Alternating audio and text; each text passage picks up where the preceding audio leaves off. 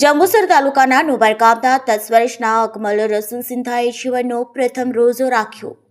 ભરૂચ જિલ્લાના જંબુસર તાલુકાના નોબાર ગામે રહેતા રસુલભાઈ સિંધાના 10 વર્ષના દીકરાએ અકમલે પોતાના જીવનનો શુક્રવારના રોજ પ્રથમ રોજો રાખી ખુદા તાલાની બંદગી કરી હતી।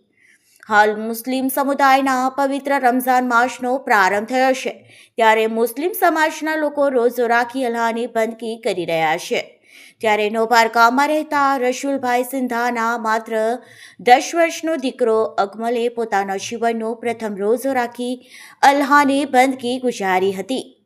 સાથે સાથે બાળાએ દેશમાં અમન અને શાંતિ કાયમ રહે અને હિન્દુ મુસ્લિમ સંપ્રદાયના લોકો હળીમળીને રહી કોમી એકતાનો દીપ પ્રજ્વલિત કરી એ માટે વિશેષ દુઆ ગુજારી હતી। 10 વર્ષના અકમલે પોતાના જીવનનો પ્રથમ રોજો રાખી અન્યો માટે પ્રેરણાદાયી બનાવવા પામી છે।